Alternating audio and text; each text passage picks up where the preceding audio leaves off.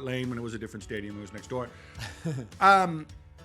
I thought this was, you look at the table, you look at Arsenal's lead, and you say, okay, these are situations where they can drop points. Doesn't matter that Tottenham have been on the slide and everything.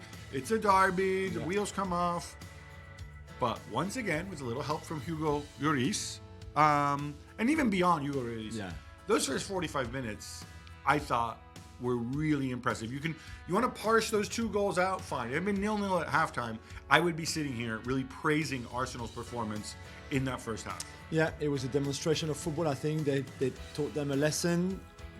I mean, and the lesson for Spurs is that if you let this Arsenal team play, then they would just play you out of the park, and that's exactly what they did. There was too much freedom, too much time on the ball for a party, for Zinchenko, for the wide players. It was just too easy for Arsenal. They could have scored more, and even if, of course, the first goal, the mistake by Lloris, changes slightly the dynamic. But before that, Nketiah had a chance, and after that, they go chance after chance. And I was very surprised by the lack of intensity from Spurs in that first half again, because apart from the fans who were really up for it, and I was at the game, it didn't feel that the Spurs players were playing a North London derby.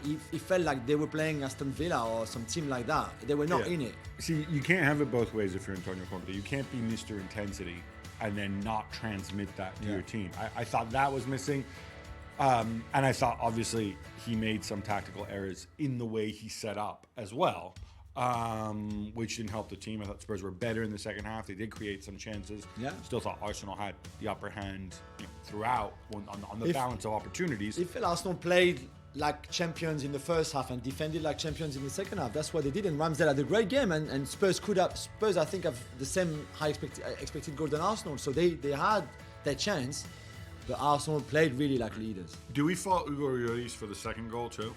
Nah, come on. He doesn't see the ball leaving, and I'm sorry, Romero can't turn his back. This is not how you defend. Come on. Odegaard is where you are. I'm Romero, and what? I don't come for the block. I just turn my back and hope for the best. This is not defending. I guess it's a question of which world champion you want to blame. I blame Sessegnon for the first goal as well, to be fair. So it's never. Oh yeah, so it's all on Sessegnon. Yeah. Okay.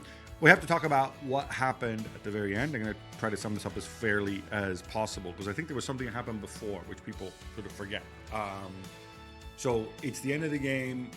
Ramsdale, obviously what we saw was Ramsdale going to collect his water bottle, which he had left by the board behind his goal.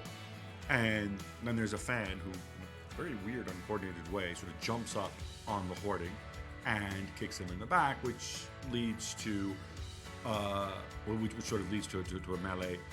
Obviously, everybody agrees you can't do that.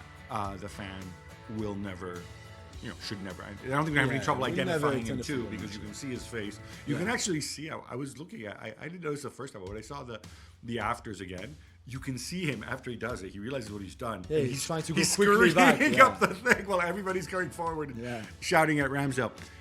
What I do wonder is what happened immediately before that. And by the way, I am not having Ramsdale was